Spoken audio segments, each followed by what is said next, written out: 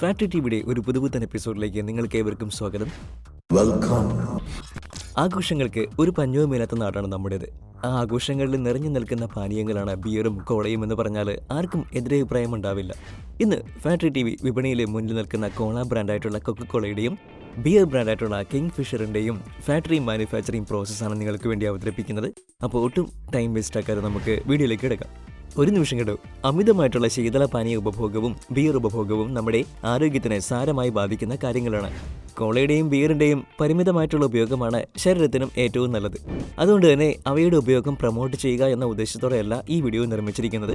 കോളയുടെയും ബിയറിൻ്റെയും നിർമ്മാണ രീതി നിങ്ങളെ പരിചയപ്പെടുത്തുക എന്നത് മാത്രമാണ് ഫാക്ടറി ടിവിയുടെ ലക്ഷ്യം. ഓക്കെ, ആദ്യം നമുക്ക് കൊക്കക്കോളയുടെ മാനുഫാക്ചറിങ് എങ്ങനെയാണ് നോക്കാം. ഫാക്ടറി മാനുഫാക്ചറിങ് 1886 കൊക്കക്കോള എന്ന ശീതള പാനീയം ജന്മം കൊണ്ടത്. അമേരിക്കയിലെ അറ്റ്ലാന്റയിലെ ഡോക്ടറായിട്ടുള്ള ജോണസ് പെമ്പർട്ടൺ ആണ് കൊക്കക്കോളയുടെ സൃഷ്ടാവ്. ജോണിന്റെ പാർട്ണറും ബുക്ക് കീപ്പറുമായിരുന്ന ഫ്രാങ്ക് എം റോബിൻസൺ ആണ് ജോൺ കണ്ടെത്തിയ സിറപ്പിന് കൊക്കക്കോള എന്ന പേര് നൽകിയത്. കൊക്കക്കോളയിലെ പ്രധാന ചേരുവകൾ ഒന്നായിട്ടുള്ള കഫീൻ ലഭിക്കുന്ന കോളാനട്ടിന്റെയും കുക്ക ഇലയുടെയും പേരുകളിൽ നിന്നാണ് ഈ ലോകപ്രസിദ്ധ സോഫ്റ്റ് ഡ്രിങ്കിന് ഫ്രാങ്ക് ഈ പേര് കണ്ടെത്തിയത്. ഒരു മെഡിസിനായി ജോൺ നിർമ്മിച്ച കൊക്കക്കോള ലോകപ്രസിദ്ധമായിട്ടുള്ള സോഫ്റ്റ് ഡ്രിങ്ക് ആക്കി മാറ്റിയത് അറ്റ്ലാന്റയിലെ ബിസിനസ്സുകാരനായിട്ടുള്ള അസ ഗ്രിഗ്സ് കാൻഡിലർ ആണ്.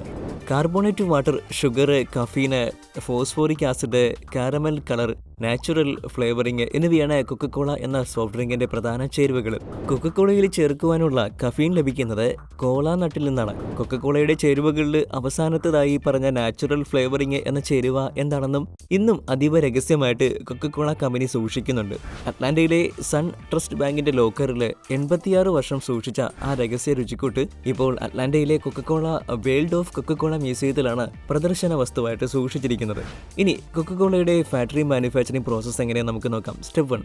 ആദ്യം കൊക്കക്കോള നിർമ്മിക്കാൻ ആവശ്യമായിട്ടുള്ള ജലം വാട്ടർ പ്യൂരിഫിക്കേഷൻ പ്ലാന്റിന്റെ സഹായത്തോടെ ഫിൽട്ടർ ചെയ്ത് സോഫ്റ്റ് ആക്കി ഡിസിൻഫെക്റ്റ് ചെയ്ത് യാതൊരു മാലിന്യവുമില്ലാതെ ശുദ്ധജലമാക്കി മാറ്റുന്നു. സ്റ്റെപ്പ് 2. അടുത്ത സ്റ്റെപ്പിൽ ശുദ്ധീകരിച്ച ജലത്തിലേക്ക് കൊക്കക്കോള നിർമ്മിക്കാൻ ആവശ്യമായിട്ടുള്ള ചേരുവകൾ ചേർത്ത് സോഫ്റ്റ് ഡ്രിങ്കിന്റെ ബേസിക് കമ്പോണന്റ് ആയിട്ടുള്ള സിറപ്പ് തയ്യാറാക്കുന്നു. സിറപ്പ് മേക്കർ എന്ന മെഷീനാണ് ഇതിനു വേണ്ടി ഉപയോഗിക്കുന്നത്. സ്റ്റെപ്പ് 3. അടുത്ത ഘട്ടത്തിൽ സിറപ്പിൽ കാർബൺ ഡൈ ഓക്സൈഡ് ബ്ലെൻഡ് ചെയ്യുന്നു. CO2 ബ്ലെൻഡർ മെഷീൻ ഉപയോഗിച്ച് ഈ ഘട്ടം പൂർത്തിയാക്കുന്നത് താഴ്ന്ന താപനിലയിലും ഉയർന്ന പ്രഷറിലുമാണ്. ഈ ഘട്ടം പൂർത്തിയാക്കുന്നതോടെ കൊക്കക്കോള എന്ന സോഫ്റ്റ് ഡ്രിങ്ക് തയ്യാറാകുന്നു. സ്റ്റെപ്പ് 4. അടുത്തതായിട്ട് തയ്യാറായ കൊക്കക്കോള പാനീയം ഒരു ഓട്ടോമാറ്റഡ് ഡിസ്പെൻസ് മെഷീന്റെ സഹായത്തോടെ സ്റ്റെറിലൈസ് ചെയ്ത കുപ്പികളിൽ കൃത്യമായ അളവിൽ നിറയ്ക്കുന്നു.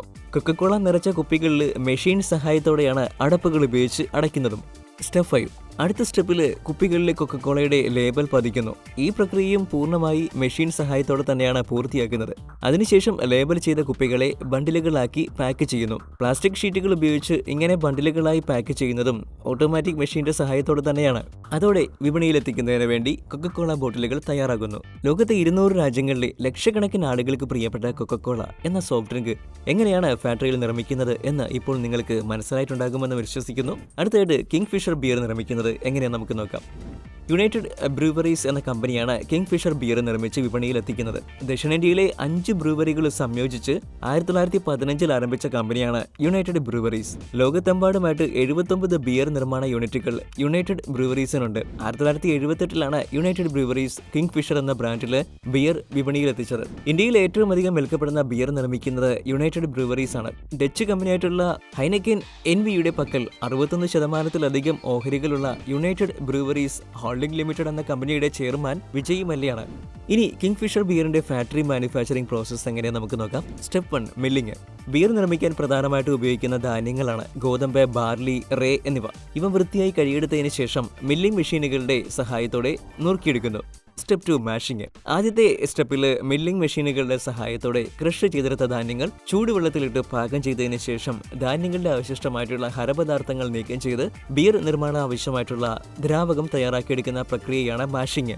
62 മുതൽ 68 ഡിഗ്രി സെൽഷ്യസ് താപനിലയിലുള്ള ചൂടുവെള്ളമാണ് മാഷിംഗ് പ്രക്രിയയിൽ നുറുക്കിയെടുത്ത ധാന്യങ്ങൾ പാകം ചെയ്യാൻ ഉപയോഗിക്കുന്നത്. ഇങ്ങനെ പാകം ചെയ്യുന്നതിലൂടെ ധാന്യങ്ങൾക്കുള്ളിലെ അന്നജം ഫെർമെന്റബിൾ ഷുഗറായി മാറുന്നു. പാകം ചെയ്തതിന് ശേഷം ബിയർ നിർമ്മാണത്തിന് ആവശ്യമായ ലിക്വിഡ് ശേഖരിച്ച ശേഷം അവശേഷിക്കുന്ന ധാന്യാവശിഷ്ടങ്ങൾ കാലിത്തീറ്റ നിർമ്മിക്കാനാണ് പ്രധാനമായിട്ടും ഉപയോഗിക്കുന്നത്. ഏകദേശം 2 മണിക്കൂറോളമാണ് മാഷിംഗ് പ്രോസസ്സിന് ഉപയോഗിക്കുന്ന ഏറ്റവും കുറഞ്ഞ സമയം. ഉപയോഗിക്കുന്ന ധാന്യം ഏതാണ് എന്നതിനനുസരിച്ച് ആ സമയത്തിൽ വർധനവുണ്ടാകാം. Step 3 boiling. ഈ സ്റ്റെപ്പിൽ മാഷിംഗ് പ്രോസസ്സിലൂടെ വേർതിരിച്ചെടുത്ത ലിക്വിഡ് പാർട്ടിന് പറയുന്ന പേരാണ് മോട്ട്. ഈ മോട്ട് വലിയ ടാങ്കുകളിൽ നിറച്ച് തിളപ്പിക്കുകയാണ് ഈ ഘട്ടത്തിൽ ചെയ്യുന്നത്.